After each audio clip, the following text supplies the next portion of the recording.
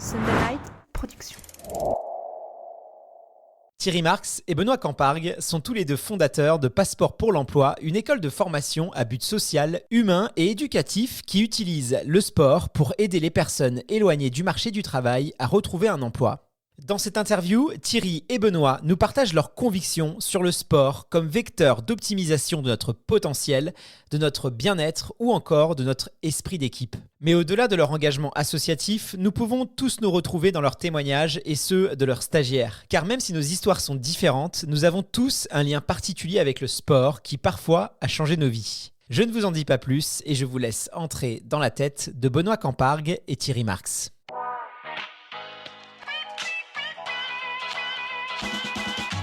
Bienvenue sur le podcast Dans la tête d'un coureur, l'émission de toutes celles et ceux qui aiment courir.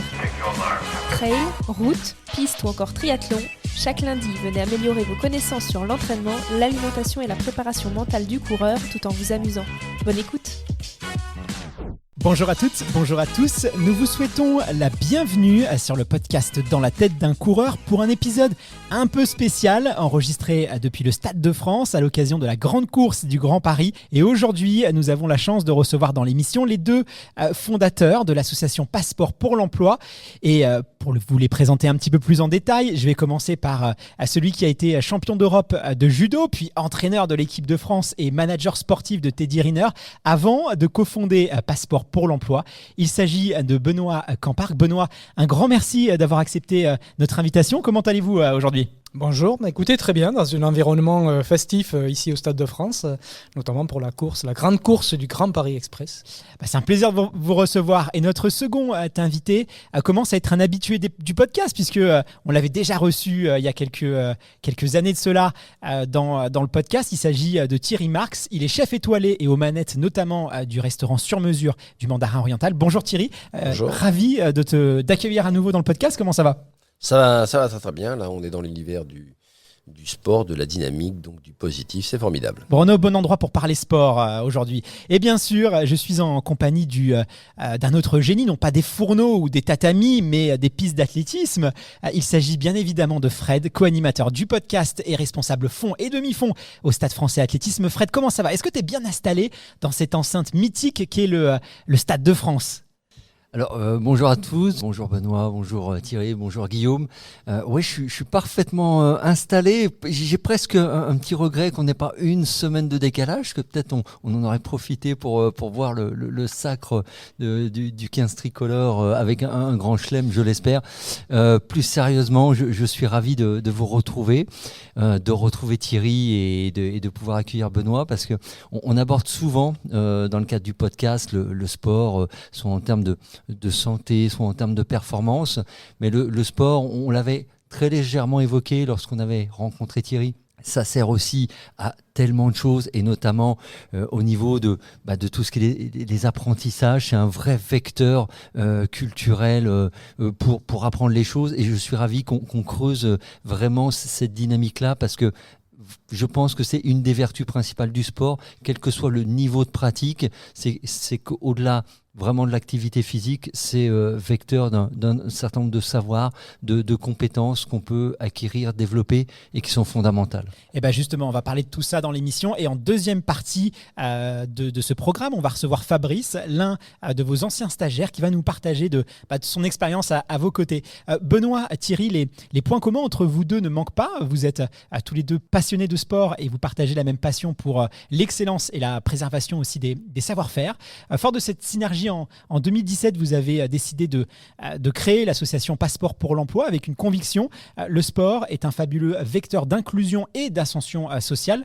Pourtant, il y a encore beaucoup de gens qui considèrent le sport comme un loisir, comme un divertissement, et ils ne comprennent pas forcément les liens entre la pratique sportive et le développement de nos capacités sociales et professionnelles. Thierry, selon toi, pourquoi le sport est finalement bien plus qu'un loisir ? C'est bien plus qu'un loisir, parce que c'est un cadre éducationnel et c'est quelque chose qui va nous permettre de nous épanouir dans du temps réel. Aujourd'hui, où on est confronté au temps digital, il faut comprendre que la vie, c'est du temps réel et pas quelque chose qu'on a fantasmé et il se passera rien sur Netflix si on reste dans notre canapé, quoi, je veux dire. Donc il faut se mobiliser. Et ça aide très tôt dans la vie à comprendre que, eh bien, pour réussir quelque chose, pour s'épanouir, la réussite, ça passe d'abord par l'épanouissement, eh bien, il va falloir se mobiliser pour s'engager. Et le sport vous permet très tôt de découvrir que sans cela, vous ne vous mobiliserez jamais et vous ne vous engagerez jamais. Parce que vous avez peur de vous heurter, vous avez peur de prendre des décisions. Le sport, c'est ce cadre éducationnel-là qui permet à des gens comme moi qui auraient très bien pu rester dans la cage d'escalier si j'avais pas croisé la route du judo, la route de gens qui m'inspiraient, eh bien finalement, j'aurais peut-être jamais pris confiance en moi. Donc le sport, c'est aussi cette capacité à vous donner confiance en vous. Alors Benoît, Guillaume l'a rappelé en introduction, tu as fondé avec Thierry en 2017 Passeport pour l'emploi pour justement mettre à profit les bienfaits du sport au service de la réinsertion, de l'insertion professionnelle. Mais très concrètement, comment est né ce projet et quelles ont été vos motivations pour le mener à bien? Ça s'est fait comment et sur quoi vous avez estimé qu'il fallait vraiment s'appuyer pour vraiment aboutir à ce que vous souhaitiez réellement? Écoutez, c'est très simple. On partage le sport déjà, la pratique, tous les deux avec le chef Thierry Marx. Et aussi on partage nos idées. Et au travers de nos idées et de la pratique, l'enthousiasme qui est créé aussi par la pratique sportive permet d'être innovant. Et au travers de cela, nous avons décidé de créer Passeport pour l'emploi en début 2017 pour justement remobiliser, comme l'a très bien dit le chef Marx, les jeunes qui sont, et les moins jeunes d'ailleurs, qui sont sur le bord de la route, qui n'ont pas forcément la chance d'avoir une ouverture de la société sur un projet professionnel. Donc c'est ce projet-là, qui peut être personnel et qui peut être global, que nous avons créé un dispositif innovant avec l'emploi pour tous les stagiaires, donc 100% de retour à l'emploi au bout de 12 semaines. Le sport étant aujourd'hui universel, on le voit, il est cause de santé publique. Le ministère de la Santé l'a inclus dans ses prérogatives. C'est la santé, c'est l'éducation, c'est l'emploi, c'est la captation à l'emploi, parce que ça met en confiance les personnes pour leur avenir, qu'il soit professionnel ou personnel. Et toi, personnellement, cette sensibilisation aux vertus du sport, dans une dynamique, on va dire, socio-professionnelle, elle est liée à un parcours qui est assez similaire à celui de Thierry, où finalement tu étais plus éloigné, et finalement le sport n'a pas été cette bouée de sauvetage, elle t'a permis d'atteindre les sommets, évidemment, mais voilà, quel est ce rapport pour toi avec le sport en tant que vecteur de valeurs, de compétences, de permettre aussi de rentrer en contact avec l'autre? Écoutez, déjà, j'étais éloigné effectivement du sport dans ma campagne avéronaise où le sport n'était pas prioritaire. L'agriculture a été pour moi une rampe de lancement dans l'engagement, dans le travail, la capacité à travailler, à beaucoup travailler, quelles que soient les conditions d'ailleurs. Donc j'étais sportif de haut niveau, effectivement, entraîneur national, mais au bout d'un certain temps, en 2012, je me suis rendu compte que le sport, c'était beaucoup plus que cela. C'est l'éducation, c'est la santé, c'est l'emploi. On l'a vu plus tard en 2017 avec Passeport pour l'emploi. Donc je suis devenu quelque part entraîneur national des gens ordinaires pour les aider au travers du sport de haut niveau, le sport de haut niveau au service de tous, l'excellence en tout cas, et notamment au travers de Passeport pour l'emploi. Alors j'imagine, c'est vrai que c'est une idée qui est séduisante, qui doit fédérer beaucoup de monde autour de vous, mais dans la réalité, quelquefois, on est confronté aussi un petit peu au terrain. J'imagine qu'il y a des parfois, chaque stagiaire a son histoire et son parcours différent. Il y en a qui sont habitués au sport, il y en a qui ne le sont pas. Et il y a toujours dans chaque idée, chaque projet, des angles morts qu'on ne voit pas au départ, mais une fois qu'on est dedans, on se rend compte que ces difficultés-là, il faut y faire face. Et est-ce qu'il y a eu ce type de difficultés que vous n'attendiez pas, ou encore au contraire des choses qui vous ont surpris dans le bon sens? Comment c'est passé? Alors je vais laisser répondre Benoît, mais ça s'est passé un petit peu comme toutes les associations que nous avons montées, c'est de dire à un moment donné, si tu veux, tu peux. Si tu sais ce que tu veux, tu montres ce que tu vaux. Et puis la formation est gratuite. Mais on ne va pas commencer à se mentir parce qu'elle n'est pas vraiment gratuite. Il y a une monnaie d'échange. La monnaie d'échange, elle s'appelle RER. Rigueur, engagement, régularité. Rigueur, c'est pas le petit doigt sur la couture du pantalon. Si on ne sait pas pourquoi on met le petit doigt sur la couture du pantalon, ça sert à rien. La rigueur, c'est le projet. C'est le projet personnel d'un individu. Ensuite, l'engagement, c'est lâcher la main du passé. Quand le passé est devenu un peu compliqué, quand il est devenu un peu lourd, quand on est dans le doute, eh bien, il faut lâcher la main du passé. Et là, pour ça, passeport à des équipes qui permettent aux personnes de lâcher finalement, ou de les aider à lâcher cette main du passé. Et régularité, on va se mettre d'accord, pas d'absence, pas de retard, pendant 12 semaines. Voilà la monnaie d'échange. Maintenant, beaucoup de gens se disent mais 12 semaines, je vais y arriver. Parce que 12 semaines finalement, c'est pas 3 mois. C'est quand même prépa marathon, 12 semaines. Ben oui, mais vous savez, cette mobilisation, à un moment donné, c'est compliqué de se dire, tiens, je peux me redresser, je peux avoir un projet, je peux reprendre ma verticalité. C'est intéressant pour un individu, et ça, il n'y a que dans le sport que vous découvrez ça, que votre verticalité, face à vous-même, face à la rectitude de vos choix, va faire de vous un homme. Et ça, c'est intéressant parce que avec cette verticalité-là, vous allez pouvoir regarder la vie en face et regarder la vie au-dessus de la ligne d'horizon. Et c'est ça qui nous intéresse, je crois, Benoît et moi, de remettre une personne dans sa capacité à dire « Non, mais je suis moi, je suis un. Je suis un individu et j'ai pas besoin de chercher des boucs émissaires. » La faute du coach, la faute du prof, la faute du quartier, ça, c'est chercher des boucs émissaires. Donc le sport va vous apprendre, qu'il soit un sport de loisir ou un sport plus professionnel ou vraiment dans des niveaux de performance plus élevés, vous met en face de vous-même. C'est ça la magie du sport. Et elle vous rend extrêmement créatif parce qu'il n'y a que dans la contrainte que vous êtes créatif. Et c'est ça qui est intéressant dans ce cheminement, pour moi, du sport et de cette pédagogie du sport. Alors moi j'aime beaucoup l'acronyme que vous avez trouvé, RER. Par contre, pour les habitués des transports en commun parisiens, peut-être que le dernier que vous avez choisi n'est pas forcément adapté mais à la réalité du RER. Le bon RER, c'est celui qui finalement dit je prends pas le RER, il y a 2 stations, j'y vais à pied. Voilà. Plaisanterie à part, maintenant si on rentre un peu dans le concret, le sport. Justement, le sport, comment vous en servez justement pour que ça soit ce passeport pour l'emploi? Thierry, tu nous présentais, on va dire, les valeurs rattachées au sport, ce que ça nous permet de découvrir. Mais du coup, Benoît, comment vous mettez ça en musique vraiment? Et pour reprendre une expression que j'utilise beaucoup, très concrètement, comment ça se matérialise dans le quotidien des 12 semaines de formation, cet appel au sport comme vecteur de valeur, comme vecteur d'apprentissage? Alors, c'est très simple et compliqué en même temps, mais quand on sait que le sport intéresse plus de 80% de la jeunesse, et pas forcément de l'emploi pour ceux qui sont éloignés de l'emploi, parce qu'ils n'y croient plus, parce qu'ils en sont éloignés tout simplement, parce qu'on leur a pas tendu la main ou ils ont fait des parcours de vie, des erreurs dans leur parcours de vie, on va capter ces jeunes pour l'emploi au travers du sport. Et c'est là où le sport est un vrai levier de captation. Ça, c'est la première chose. C'est un premier filtre. Et ensuite, le sport est remobilisateur, effectivement, dans la formation, mais aussi est utilisé en tant qu'outil de savoir-être et de comportement. Tous les sports sont collectifs. On le voit aujourd'hui, il y a 10 000 participants sur la grande course du Grand Paris Express. Qu'est-ce qui attire les gens? C'est aussi ce collectif, cet enthousiasme-là. Donc, dans les promotions, c'est cette partie-là qui est mise en avant, sachant que la priorité, c'est le collectif. C'est toujours l'individu au service du collectif. Et lorsque l'individu ne joue pas le jeu du collectif, effectivement, il peut y avoir exclusion.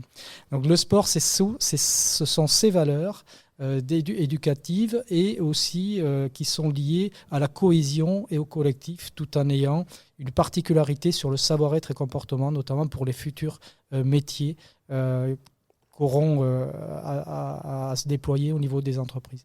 Alors, ça, c'est très intéressant parce qu'effectivement, on voit de plus en plus dans le monde professionnel des structures ou des entreprises qui mettent en place des détections de ce qu'on appelle les fameux soft skills, les compétences douces à travers le sport.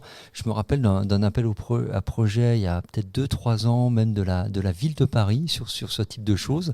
Quel type d'atelier on pouvait mettre en place dans le sport pour révéler, faire émerger ces fameux soft skills. Mais je crois savoir également, alors c'est peut-être la patte, alors je vais dire le chef Thierry, parce que je vois que Benoît le dit, alors moi j'ai beaucoup de respect, maintenant je suis impressionné, je me permettais de le tutoyer, dire Thierry comme ça, mais c'est peut-être la patte du chef. Il me semble savoir qu'il y a également des cours de nutrition dans les 12 semaines. Alors ça peut paraître surprenant comme ça, un peu moins quand on sait que tu fais partie des fondateurs. Et pourtant, ce qu'on peut se dire, c'est que ça fait également partie du processus, prendre soin de soi-même pour pouvoir finalement prendre soin des autres. Est-ce que c'est comme ça que vous l'avez conçu ? C'est quoi l'idée derrière ? L'idée de la nutrition, bien évidemment, c'est pas autour de cette table que je vais expliquer les bienfaits de la nutrition. Mais pour des personnes qui ont été éloignées de l'emploi ou qui étaient longtemps inactifs, eh bien, il faut redonner ce sens du bien manger. Arrêter de consommer et de redevenir un mangeur. Comprendre ce qu'on va manger. Et puis, on ne pourra pas parler d'alimentation sur cette planète si on ne parle pas de lutte contre la sédentarité. Vous voyez que ça m'amène, comme Benoît, à regarder plus largement ce que peut amener le sport. Il est bien évident que c'est politique, l'alimentation. Et si dans ce combat politique, dans le bon sens du terme, dans le terme le plus noble du monde politique, l'alimentation, si on ne parle pas de lutte contre la sédentarité, on n'arrivera à rien. C'est-à-dire que lutte contre la sédentarité pour les plus jeunes, mais aussi pour nos aînés, pour nos seniors. Comment continuer, en ayant une bonne alimentation, à pouvoir vivre mieux avec des pathologies, des fois beaucoup moins lourdes. Donc l'alimentation fait partie de la formation. Pourquoi ? Parce que ce qui m'intéresse au-delà, encore une fois, du sport, c'est d'arrêter d'avoir des consommateurs, mais de passer sur l'axe mangeur. Pourquoi je mange ? Pourquoi je me restaure ? Donc un sportif, et tous les coureurs qu'on avait aujourd'hui, comprennent un petit peu le bienfait de bien se nourrir parce que envie de performance, même de performance individuelle, c'est pas le cas pour des gens qui sont des fois en précarité, très éloignés d'une vie active, et il faut leur redonner le sens de redevenir des mangeurs et d'arrêter d'être des consommateurs de tout et de n'importe quoi. Mais ça passera uniquement par la lutte contre la sédentarité. C'est vrai que c'est un traumatisme fort de remettre des gens au sport et de voir comment le corps, donc l'esprit aussi, s'est dégradé. Et là aussi, il y a un accompagnement que je veux être durable au travers de Passeport pour l'emploi pour aller vers aussi des publics qui n'auront peut-être pas une aptitude tout de suite au sport, mais on va pouvoir les accompagner dans une aptitude à reprendre le sport de façon douce et de se remobiliser pour être bien dans leur corps. Et quand vous êtes bien dans votre corps, c'est pas très nouveau de dire ça, mais finalement, vous commencez à regarder la vie autrement. C'est vrai que la lutte contre la sédentarité, c'est un sujet qui est capital, puisque tu n'es pas sans savoir que c'est passé première cause de mortalité évitable. Alors avant, c'était le tabac. C'est plus le cas, parce qu'on a fait un gros travail autour du tabac et maintenant, c'est la lutte contre la sédentarité. Pourtant, on voit bien que cette cause, elle semble pas mobiliser tout le monde, tous les publics. C'est un peu vicieux aussi parce que c'est quelque chose, c'est dans du long terme. C'est pas comme il n'y a pas un résultat instantané. Vous allez payer les conséquences de votre sédentarité dans 20, 25 ans. Et aujourd'hui, le monde se digitalise. On voit avec le télétravail, on parle aussi du métaverse, du Web 3. On se rend compte que on est de plus en plus sédentaire. Et pourtant, il ne se passe pas grand-chose, et ça, on risque de payer très cher, notamment Alzheimer, Parkinson, qui sont des maladies liées à notre mode de vie. Il n'y a pas de ça dans les pays en voie de développement, parce qu'ils sont beaucoup plus actifs. On le voit déjà avec nos anciens, mais qui étaient déjà beaucoup plus sédentaires que nous. Là, on risque d'aller vers la catastrophe, mais j'ai l'impression que les pouvoirs publics, personne ne s'en empare, parce que malheureusement, si c'est demain, si c'est dans 3 jours, les gens, il y a d'autres priorités, et ça, on court peut-être vers le danger, quoi. Mais moi, je fais toujours confiance à l'humain. On l'a vu pendant cette crise sanitaire de la Covid. Il y a un vieux dicton que les Romains employaient. On disait « memento mori ». Souviens-toi que tu es immortel. Donc, si tu veux pas que ça aille trop vite, finalement, prends conscience qu'il va falloir que tu te remobilises. Et là, c'est là aussi tous les bienfaits du sport qu'on doit diffuser de plus en plus tôt dans la scolarité. C'est-à-dire qu'on ne va pas attendre le cours préparatoire. On peut, dès la maternelle, commencer à faire travailler les enfants sur le bien-être du sport. Et vous savez, si on est assis autour de cette table, tous les deux, Benoît et moi, c'est parce qu'on a un point commun. La cuisine, c'est plaisir, bien-être, santé. Le sport, c'est plaisir, bien-être, santé. Bien sûr qu'il y a des gens qui sont dans la performance, et on les connaît, et tant mieux. C'est ces rôles modèles qui nous font nous lever pour essayer de leur ressembler. C'est formidable, c'est pour ça qu'il faut défendre le sport dans notre nation pour qu'il y ait de plus en plus de sportifs de haut niveau qui soient de véritables rôles modèles. Mais quand on est un sportif amateur, le comprendre que plaisir, bien-être et santé, c'est du sport, plaisir, bien-être et santé, c'est manger, et bien finalement, on a un tronc commun qui nous va bien. Alors après, que ce soit dans le monde du haut niveau ou la haute gastronomie, je sais qu'il y a quand même une forme d'exigence, que ce soit avec soi-même ou avec son staff, avec ses équipes, qui est quand même extrême. Et cette notion, on va dire, d'autodiscipline, elle est assez centrale dans le sport et dans la haute gastronomie aussi, j'imagine. Tu nous parlais d'RER. Est-ce que c'est des valeurs qui sont centrales? Parce que quand on parle d'autodiscipline, malheureusement, ça peut aussi faire peur. Le mot discipline, il est souvent rattaché à des choses qui sont assez négatives, alors que finalement, c'est aussi comme ça qu'on arrive à être, à se valoriser soi-même, les autres. C'est comme ça que ça marche. Il y a aussi beaucoup de bienveillance envers soi-même avec la discipline. Très honnêtement, sur l'exigence du haut niveau, je peux laisser que répondre Benoît. Mais je crois qu'on n'atteint pas le haut niveau comme ça. C'est qu'à un moment donné, il y a des choses que vous sentez à travers vous, où cette exigence, vous allez aller la chercher encore de plus en plus loin. Donc ça, moi, je ne peux pas en parler. Moi, je crois à ce luxe de la qualité, de l'exigence de ce qu'on fait au quotidien. Mais après, le haut niveau, c'est encore autre chose. Et moi, quand je regarde des athlètes de haut niveau, je me dis, merde, putain, il a un truc de plus quand même. Je sais pas quoi, mais je sais pas pourquoi. Et peut-être que c'est au niveau de la monnaie. Et là, je laisse Benoît répondre parce que moi, j'ai pas côtoyé ce haut niveau. J'adore l'observer, le haut niveau, le regarder, essayer de comprendre les mécanismes pour m'améliorer. Et je trouve que là aussi, des fois, il y a une symbiose entre le monde du loisir, qui devient très exigeant aussi. Moi, je vois les cuisiniers amateurs. Il y a des fois des gens qui me surprennent parce qu'ils deviennent quasiment aussi exigeants qu'un cuisinier de haut niveau. Et je suppose que... Mais je laisse Benoît répondre sur le haut niveau parce que ça, c'est vraiment son truc. Ouais, ça doit faire quand même... On arrive dans une structure où il y a deux personnages qui ont un niveau d'exigence assez important. Comment est-ce que vous arrivez aussi à fédérer les gens autour de cette notion d'autodiscipline sans leur faire peur? Comment peut-être que vous aussi vous vous adaptez pour que ce soit progressif? Comment ça se passe? Parce que je connais on connaît un peu le monde du haut niveau et je sais que c'est pas facile de travailler avec des athlètes et des anciens athlètes parce qu'il y a cette culture-là qui est très bien mais qui peut faire peur aussi. Oui, après, c'est le phénomène de groupe qui tire vers le haut. Et ce qui est important, c'est qu'il y ait une majorité de stagiaires qui soient convaincus de la chose. La deuxième chose, c'est pour tout un chacun, que ce soit dans le métier de la cuisine ou le métier du sport, c'est l'engagement. L'engagement qui crée la performance. Si on n'est pas engagé, même si on a tous les outils autour de soi, on n'aura pas de performance. Donc l'engagement par rapport à son projet pour atteindre ses objectifs personnels, mais aussi avec un collectif, c'est très important. Sans le collectif, on n'y arrive pas. En judo, si on n'a pas des adversaires qui sont des partenaires, on n'y arrive pas non plus. Donc le sport individuel n'existe pas. Il y a toujours du sport collectif parce qu'on a soit un coach, soit un groupe d'athlètes ou tout simplement une équipe de France, quelle qu'elle soit. Donc cet engagement, il est hyper important. Et ce qui est important, c'est que le groupe, dans son ensemble, et majoritairement, tire vers le haut. Après, pour revenir sur la partie sédentarité, qui est un sujet fort, actuellement, on fait le constat aujourd'hui que les jeunes n'ont plus la caisse, quelque part, moins la capacité physique. On est à moins 28% de capacité physique aujourd'hui pour les moins de 25 ans que par rapport à il y a 40 ans, c'est-à-dire à notre époque. Et ça, c'est assez inquiétant. C'est assez inquiétant en termes de santé, évidemment, mais c'est aussi inquiétant parce que les modes de vie modernes nous amènent à cette incapacité physique. Alors, on ne parle pas des maladies chroniques, Alzheimer dont on a parlé et autres, que le sport permet de compenser, mais c'est un sujet très important qu'il faut prendre en compte et l'État essaye de prendre en compte cela. Mieux manger, mieux bouger, on en a parlé depuis des années. Après, il y a une mobilisation au travers effectivement du sport, parce que dans les métiers professionnels, il ne reste plus grand-chose en termes de mobilité physique, y compris dans les métiers de l'agriculture qui s'est beaucoup digitalisé. Et au travers de Passeport pour l'emploi, on essaye d'amener cette culture de remobilisation et d'entretien un petit peu de son véhicule au travers de la nutrition, de la santé et de la remobilisation par le sport. Donc c'est une discipline effectivement qu'il faut avoir pour être meilleur que les autres. Et quand on pratique du sport, notamment dans les métiers professionnels, on sera toujours quelque part meilleur que les autres.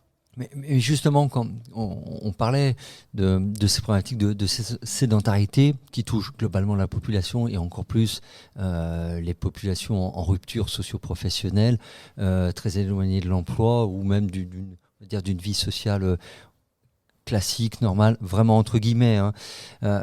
Et du coup, quand vos stagiaires ils arrivent en formation, ils doivent passer des tests sportifs.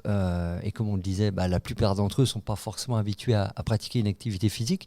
Donc concrètement, quelles sont les difficultés et les doutes qu'ils doivent arriver à surmonter et comment vous parvenez à les accompagner finalement à dépasser ces difficultés?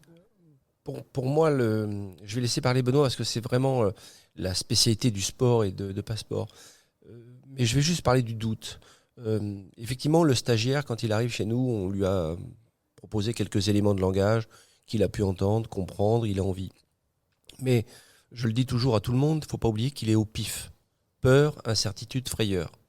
Est-ce que je vais y arriver ? Donc à nous de poser dans ce cadre éducationnel le lien de confiance et d'éclairer ce lien de confiance. Ça ne marche pas à tous les coups, mais je crois que dans l'accompagnement, que ce soit dans une formation professionnelle technique qu'on peut trouver en cuisine ou sportive, c'est d'abord pour une personne qui est dans le doute et dans la peur et l'incertitude, se dire, bon, je suis dans un cadre de confiance et ils vont m'accompagner et je vais donner le meilleur de moi-même. Et je vais revenir sur la performance tout à l'heure. Moi, j'avais un professeur au Japon qui disait toujours, on ne gagne pas parce qu'on est le meilleur, on gagne parce qu'on ne peut pas perdre. Et c'est complètement vrai, finalement, vous avez tout donné dans une épreuve, dans un exercice, et finalement, vous dites, bon, je n'ai pas marqué tout ce qu'il fallait marquer aujourd'hui, mais j'ai tout donné, je n'ai pas à regretter.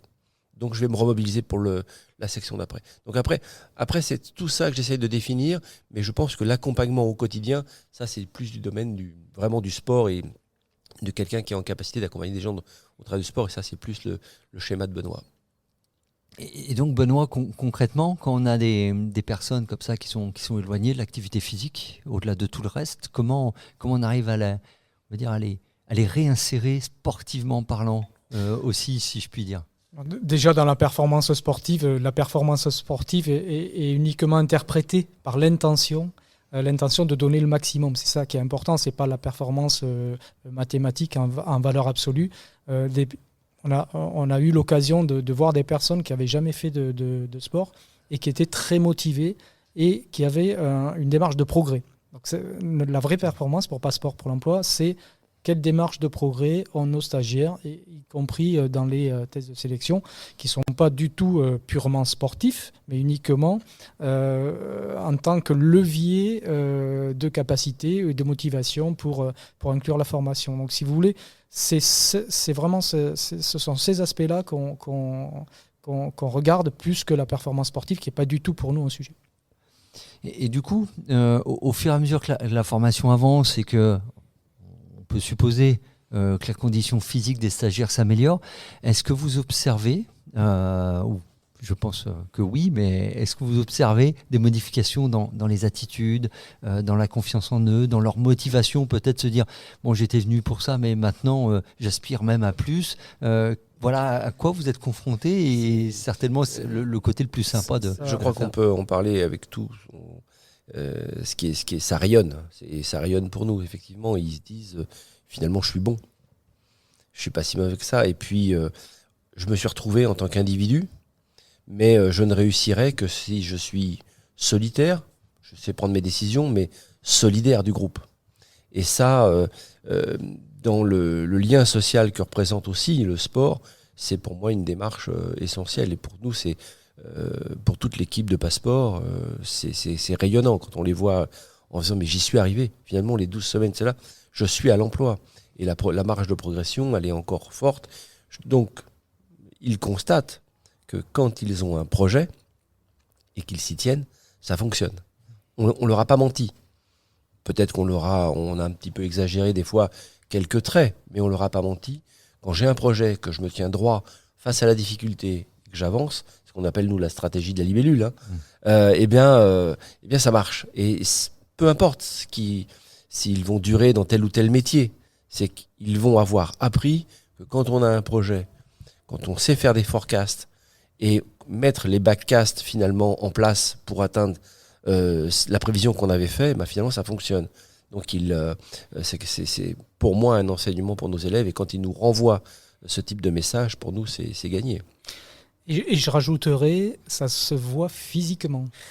La posture est complètement différente. On amène aussi une posture, une relation à l'autre. 90% de la communication passe par le physique, le regard, la façon de se comporter, la distance. Et donc, ça se voit aussi physiquement parce qu'ils ont perdu du poids. C'est la nutrition, santé, mobilité, remobilisation. Donc voilà, ce sont des apparences aussi qui permettent de les remettre en confiance avec eux-mêmes. On va recevoir Fabrice dans quelques instants, justement, qui va nous partager son expérience. Moi, je voulais parler en termes de cohésion d'équipe, parce qu'on a tous fait des formations, que ce soit dans le milieu professionnel, on est avec un petit groupe. Et puis, est-ce que vous voyez dans l'esprit, dans le collectif, concrètement, quand vous les mettez ensemble à faire du sport, est-ce qu'il y a de l'entraide? Est-ce que les meilleurs essaient d'épauler les autres? Est-ce que ça change réellement aussi l'ambiance de ce stage? Est-ce que vous pensez que si vous l'enlevez, le stage, en fait, c'est plus du tout le même?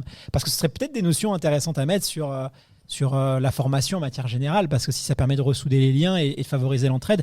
On dit souvent que le meilleur moyen d'apprendre, c'est d'enseigner, d'essayer d'aider quelqu'un à apprendre aussi. Est-ce que ça, c'est quelque chose qui se met très facilement dans le sport en place? On met un groupe de personnes, la personne qui est un petit peu plus à l'aise que les autres va essayer d'aider, d'encourager les autres, et ça marche aussi. C'est la pédagogie qui est comme ça. Comment vous le percevez, vous? C'est la vie sociale qui est constituée de cette façon. Je vois les mêmes choses que dans les équipes de France. Il y a toujours les leaders, il y a les suiveurs, il y a ceux qui dérivent parfois, qui sont réorientés par ces leaders. Mais tout ça doit se faire dans un cadre parce que ce sont des personnes parfois qui viennent de très loin. Mais ce qui est intéressant aussi, c'est qu'on assiste à des transmissions de la part d'une promotion à l'autre, où il y a du parrainage qui se constitue entre deux promotions de formés. Et là, c'est vraiment intéressant parce qu'il y a un retour d'expérience qui est concluant, et puis en même temps qui sert d'exemple aux autres. La valeur de l'exemple, dont le chef parle très bien, est très souvent expérimentée chez Passeport pour l'emploi. Écoutez, je vous propose qu'on accueille sans plus entendre Fabrice, qui va nous rejoindre dans quelques instants. Il est parmi nous. Je pense qu'on peut l'applaudir. Bonjour, merci de nous recevoir, bonjour à tous. Avec grand plaisir, installe-toi juste ici. Voilà. Salut Fabrice, du coup tu as suivi la formation Passeport pour l'emploi. On va revenir un peu avant. Qu'est-ce qui t'a conduit, qu'est-ce qui t'a donné envie d'aller rejoindre cette formation-là, et surtout dans quel état d'esprit tu étais avant de débuter cette formation? Alors pour ma part, effectivement, j'ai eu un parcours professionnel en dents de scie, comme ça peut arriver à tout le monde. Et la confiance s'ébrèche. On se rend compte par la suite, quand on fait des recherches d'emploi, quand on a des entretiens d'embauche, on n'est plus le même. Donc j'ai eu l'occasion de pouvoir participer à une préparation opérationnelle à l'emploi individuel, avec des partenaires sociaux et également avec Passeport pour l'emploi, qui était pour moi un challenge. Donc une façon de remettre le pied à l'étrier, une façon d'avoir un moteur, une nouvelle locomotive pour reprendre goût tout simplement et reprendre confiance dans nos capacités, dans mes capacités et dans mon envie d'aller plus loin et d'avancer au quotidien. Et c'est vrai que j'ai toujours aimé le sport et j'étais entouré d'un public assez jeune. Double challenge, donc j'étais le doyen. Tu as quel âge aujourd'hui? Quel âge tu avais quand tu avais commencé la formation? Alors moi, j'ai croisé le chemin de Passeport pour l'emploi en 2019 et j'avais 45 ans. D'accord. Voilà. Donc j'en ai 47 aujourd'hui forcément, et je suis arrivé dans les 3 premiers à la fin de ces 12 semaines de rigueur, d'engagement et de régularité. Et c'est ce que tu venais chercher, la partie sportive, pour toi ça faisait sens? Alors, ayant été effectivement pendant un bon moment sportif également, pas forcément de haut niveau, mais boxeur, bon, ça me paraissait cohérent effectivement de passer par le sport pour arriver à un résultat. Donc reprendre confiance, c'est également repasser par de la réussite. Et quand on fait du sport, pour tout le monde, ceux qui courent, ce n'est pas sur la performance, on est au moins sur un résultat. Donc arriver à fin ou arriver dans un temps. Et c'est ce que j'ai pu effectivement réussir à faire en passant par Passeport pour l'emploi. Donc quand on parle de rigueur, c'est arriver à l'heure, se remobiliser, se remotiver, travailler en équipe. Ça s'est passé comment ça justement? Ce côté un peu plus discipline, arriver à l'heure. Parce que bon, c'est vrai qu'au début on est motivé, on est tous comme ça. Hein. Au début, oui, on a tous envie, on est plein de bonnes de motivation. 12 semaines, c'est quand même long. On dit qu'il faut 27 jours d'ailleurs, je crois, pour avoir une bonne habitude. 12 semaines, c'est très très long. Ça paraît pas, mais c'est très, tout est relatif, effectivement, ça dépend encore une fois de l'envie, de l'engagement, de la motivation. Il faut savoir qu'on a fait une présélection en amont, au stade gymnase des Poissonnières dans le 18e, dans mes souvenirs, et on a fait un Luc Léger Pour ceux qui font de l'athlétisme, vous savez ce que c'est. Ça te parle, toi, Safrel, le Luc Léger, tu connais. C'est la mort subite au basket. Et vous vous rendez compte, effectivement, qu'il faut être là. Et c'est à ce moment-là, effectivement, qu'on sait si on est en condition physique ou pas, s'il y a encore du travail à réaliser. Moi, à 45 ans, confiant, en disant ça va bien se passer. Et on voit les petits jeunes qui peinent quand même, les niveaux qui passent, le 7, le 8. Et du coup, forcément, ça s'élague au fur et à mesure et on ne veut pas lâcher. Voilà. Et donc, je me suis dit, t'as encore envie, faut y aller, tu continues. Tu as commencé comme ça, tu finis ta formation pendant 12 semaines, il faut se lever tous les matins. Ça a été dur ? Comment ça s'est passé ? Dur. C'est quoi les difficultés que tu as rencontrées ? Concrètement, c'était quoi le plus dur ? Parce que la course à pied, en plus, c'est quand même assez cardio. Quand on n'est pas habitué, on a le goût de sang dans la bouche, on est vite épuisé. C'est vraiment, on sort de la zone de confort, quoi. Quelqu'un qui n'est pas habitué, c'est pour ça qu'il y a plein de gens qui détestent la course à pied, parce que c'est vrai que ça nous met dans une situation qui est pas confortable, quoi. Et je pense que le manque de confort, c'est qu'on change ses habitudes et qu'on évolue. C'est surtout ça, en fait. Et quand on fait de la boxe, comme moi, j'ai pu en faire pendant 15 ans, la corde à sauter, c'est du cardio, mais courir, faire un 3000, un 5000, ça n'a rien à voir. Donc on a les premiers temps, les références, en se disant, on est dedans, mais on peut mieux faire. D'accord ? Et puis on voit ceux qui ont une minute de plus ou une minute de moins. Et du coup, il va falloir revenir tous les jours. Et ce qui est marrant, c'est qu'en mettant effectivement en application tous les principes qui ont été instaurés à Passeur pour l'emploi, notamment la nutrition, on parle vraiment du bien-être et de la santé. Tu as changé ton alimentation réellement pendant ces 12 semaines ? D'une rigueur absolue. Tu as joué le jeu à fond, quoi. Ah oui, vraiment. Vraiment, et les résultats se sont faits... Tu as perdu du poids ? Comment ça s'est passé ? 10 kilos. 10 kilos ? 10 kilos. En 12 semaines ? Voilà, donc, ça donne envie, hein. Vous prenez aussi pour les régimes ? Voilà, parce que moi, j'ai 10 kilos à perdre là, en ce moment. Donc on a eu nos cours de nutrition suivis tous les jours méticuleusement, ce qu'il fallait prendre le matin, le soir, l'hydratation importante, le repos, les micro-siestes, pouvoir faire de la sophrologie, apprendre à s'endormir en 5 minutes pour récupérer le maximum et reprendre pour partir sur un 3000. Tout ça, on l'a fait et effectivement, les résultats sont là et on le voit sur le physique, on le voit sur le mental. On voit qu'on est plus aguerri, plus motivé, que les performances parlent d'elles-mêmes parce que les résultats sont meilleurs de toute façon. Et par rapport à ça, on avance. Et puis l'esprit de cohésion qui est présent fait que tout le monde s'améliore et tout le monde se motive et se pousse parce que tout le monde sue et peine en même temps en fait. Et tes proches, tes amis, je ne sais pas si tu as une compagne, est-ce qu'ils t'ont vu changer pendant ces 12 semaines ? Ils m'ont surtout pas vu. Oui, c'est le problème quand on fait du sport. Je pense que... Bon. Parce qu'on partait, il y avait vraiment des vraies journées, des journées complètes, bien remplies. Pas de pause à outrance du tout d'ailleurs. C'était vraiment pause déjeuner tout simplement. On venait le matin, 8h. On commençait par du sport. Une bonne demi-journée quand c'était pas toute la journée. Puis après, c'était être concentré pendant 2 heures sur un cours magistral. Ouais, ça m'a rappelé ma jeunesse quand je faisais du sport, mais tout ça concentré sur la 45 ans, quoi. C'était fête là. Donc, l'héritage, si tu penses à l'héritage que ça t'a laissé, cette expérience-là, tu dirais que la première chose qui vient en tête, ce serait quoi ? La confiance, la reprise de confiance. Voilà, ça m'a vraiment mis sur le chemin, en tout cas sur le bon chemin, en me disant que une capacité est toujours présente, que mon envie était toujours là, que la réussite était présente également, que pour réussir, il faut aussi avoir des échecs. Et des échecs qui souvent plombent le moral des gens et la confiance, les brèchent énormément. Et c'était une étape à passer et à vivre pour pouvoir avancer aujourd'hui. Que je l'ai vécu, je l'ai passé avec d'autres, qu'on nous sommes tous arrivés à résultat, en tout cas par rapport à la formation qui a été mise en place. Qu'aujourd'hui, je suis en poste depuis 2 ans. Que j'ai qu'une envie, c'est d'aller plus loin, comme j'ai toujours fait avant. Et que pendant un laps de temps dans ma vie, ça a été plus compliqué. Donc, ouais, c'est bénéfique, effectivement. On a gardé les mêmes liens qu'on avait au début pendant la formation, pendant ces 12 semaines avec tous les stagiaires. Donc, je les connais toujours tous, on se voit toujours. J'en ai vu cette semaine, j'en vois la semaine prochaine. Donc, on va toujours soudés, quoi. C'est vraiment très fort.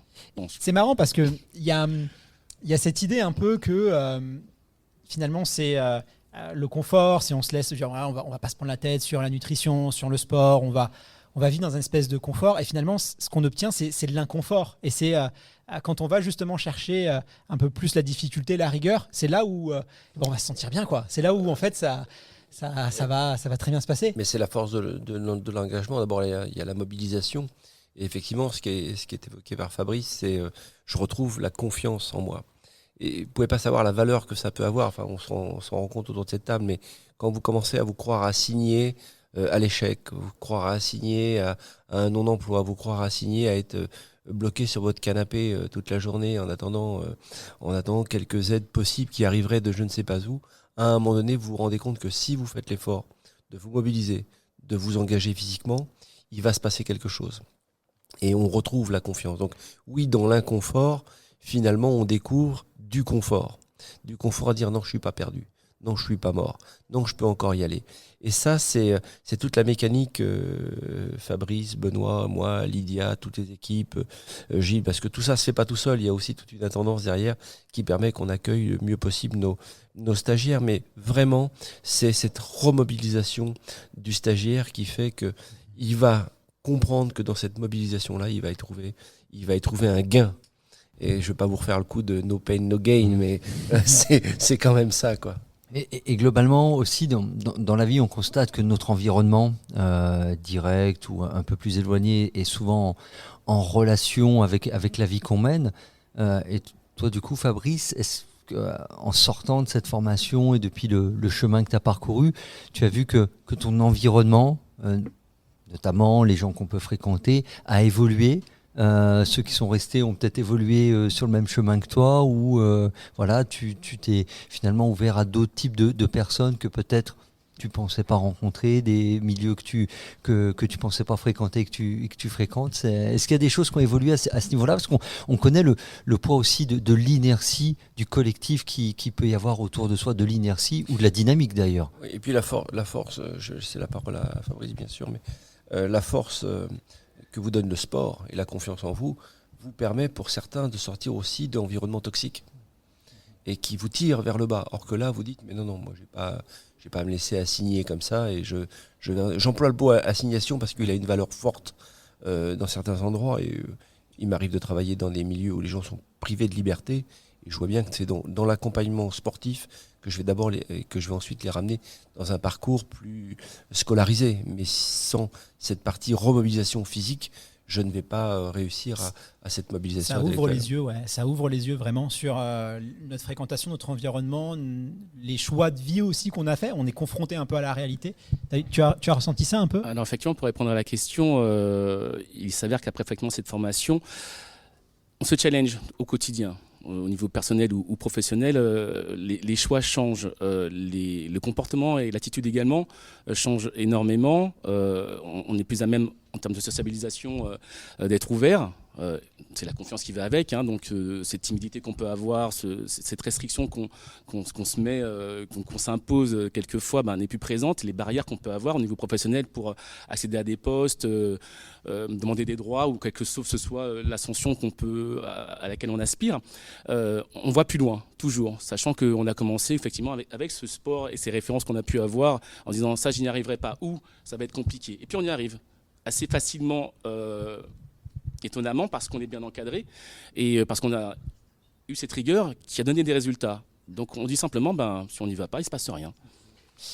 Bon, le marathon, alors, est-ce que ça, c'est pas un défi qui te plairait? Le chef Thierry Marx, tu sais qu'il a quelques marathons à son actif.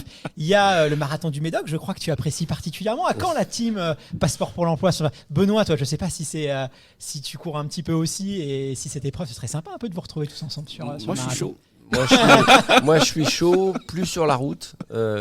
Maintenant, je me remobilise facilement. Là, je suis en train d'essayer de me remobiliser pour du trail, parce que j'aime la nature et la nature fait partie de mon métier. Et si je dois entraîner Passeport sur quelque chose, c'est peut-être faire un gros raid. Ouais, c'est vraiment mon grand rêve. Mais Thierry, j'avais le souvenir, tu nous avais parlé de la Diagonale des Fous lorsqu'on s'était vu. C'est le seul que j'ai pas fait, donc autant. Le marathon des sables, tout ça, c'est des choses qui m'ont bien plu. Les 100 km de Millau, j'avais 20 ans de moins. Mais je crois que la diagonale, c'est gonflé, mais je ferais bien un team sympathique pour faire une diagonale. Ouais. Pour l'avoir couvert cette année, la Diagonale des Fous, déjà ce qui est bien, c'est qu'il y a pas la pression des barrières horaires est quand même assez raisonnable et il y a vraiment cette culture du dépassement de soi et les profils. Honnêtement, sur la ligne de départ de la Diagonale des Fous, vous avez de tous les profils. Après, c'est une course quand même, c'est costaud. Voilà, il va falloir s'entraîner parce que c'est costaud. Je vais faire quelques injections dans les genoux d'acide hyaluronique, la force. Il y a la météo en plus, mais c'est magnifique. Voilà, mais il ne faut perdre 10 kilos en en 12 semaines, on faut donner de soi quand même. J'imagine. Non, mais moi, j'ai pas de doute. Je suis sûr que ce serait une belle course.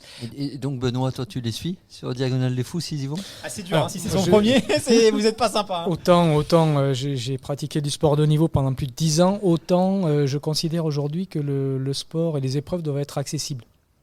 Et je ne suis pas sûr que ces épreuves soient accessibles Ça, c'est bon. La voix de la raison. La voix de la raison. Voilà. Donc, c'est pas la raison, c'est du bon sens qui fait qu'à un moment donné, il faut que tout le monde participe. Si on veut de la cohésion, il faut que ça soit accessible. Et sinon, on en laisse les 3/4 sur le bord de la route. Pour reprendre cette phrase au début pour Passeport pour l'emploi. Notamment mais il y a pas mal de formats sur le raid. Il y a pas mal de formats qui sont peut-être un peu plus accessibles. Bon, on va suivre ça. Merci infiniment à vous trois d'avoir partagé votre expérience. C'était un plaisir de vous écouter. On partage vraiment toutes les convictions et Oui, juste une dernière chose. Alors nous sommes présents ici, Thierry et moi-même. On est une équipe aussi d'encadrants. On parle des équipes du collectif Passeport pour l'emploi, mais les encadrants, le bureau qui fait un travail formidable avec Christophe, Gilles, Gilbert, Lydia Bouchardon, la directrice qui est ici présente. Et c'est au travers de cette équipe qu'on a réussi à pérenniser ces dispositifs et aussi les organismes, qu'ils soient semi-privés, privés, publics, qui nous aident et c'est un petit peu l'équipe de France de l'emploi qu'on essaye d'agréger autour de nous et puis je pense qu'il faut travailler en équipe au niveau évidemment national de l'État, peut-être aussi des associations pour être performants dans l'inclusion. Merci infiniment aussi à Lydia. J'en profite aussi pour te remercier puisque c'est grâce à elle qu'on a pu organiser cet échange. Et puis aussi Gilles qui a couru. Il a couru ce matin en plus. Gilles qui a couru. J'espère que ça s'est bien passé pour lui. Et puis bien sûr aussi aux coureurs Dans la tête d'un coureur qui ont participé à cette opération. Puisque à chaque dossard, on s'est engagé à doubler le montant de la participation pour pouvoir, modestement en tout cas, pouvoir soutenir aussi cette cause-là qui nous est particulièrement chère. Fred, je ne sais pas si tu veux conclure. Moi, je suis toujours captivé et impressionné par l'énergie qui se dégage de ce type d'association.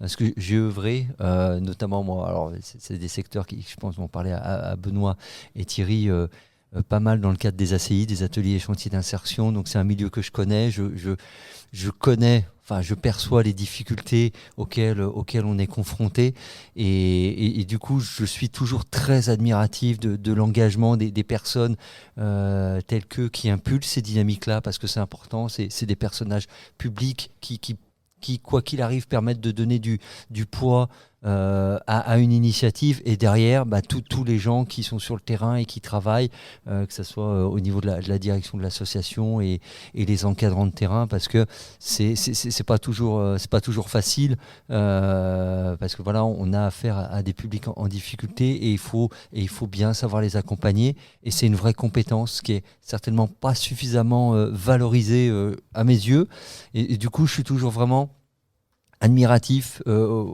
envers les gens qui ont réussi et comme je le dis souvent, qui se servent de l'étoile qui a brillé au-dessus de leur tête pour la faire briller auprès d'autres, parce que tout le monde ne le fait pas malheureusement. Et moi, c'est toujours quelque chose à laquelle je suis excessivement sensible, une manière de rendre l'appareil. Thierry en avait parlé la première fois qu'on avait échangé. Et voilà, je trouve ça tout simplement formidable. Voilà, ça implique beaucoup de personnes qui donnent beaucoup d'eux-mêmes. C'est plus que du temps qu'on donne quand on est dans ce type de démarche. C'est une part de soi-même, mais quand on voit les résultats, quand on voit le dynamisme, notamment de Fabrice, je me dis que voilà, le contrat est rempli et je pense qu'eux reçoivent en démultiplié à l'inverse. Mais ça reste fragile et il y a une remise en question permanente de nos équipes et on aimerait justement que toutes les associations d'inclusion travaillent ensemble avec nous pour aller encore plus loin. Il y a énormément de choses. On n'est qu'au début. De toute façon, que ce soit la lutte contre la sédentarité, malheureusement, elle avance très vite. On se fait livrer ses courses, on se fait livrer sa nourriture, on est de plus en plus sédentaire. C'est un bulldozer, cette sédentarité, et on n'en est qu'au début. Donc, on n'en est qu'au début de l'engagement de la lutte contre la sédentarité, la réinsertion par le sport. C'est vraiment que le début. Toutes celles et ceux qui nous entendent et qui ont envie de s'investir, il y a encore énormément de choses à faire. Et nous, on va continuer de vous suivre. Et si on peut vous aider de manière ou d'une autre, on continuera aussi à s'engager. C'est très important pour nous et je pense aussi pour nos auditeurs. Merci encore infiniment. Merci à vous. Et à très bientôt. Au revoir. Merci.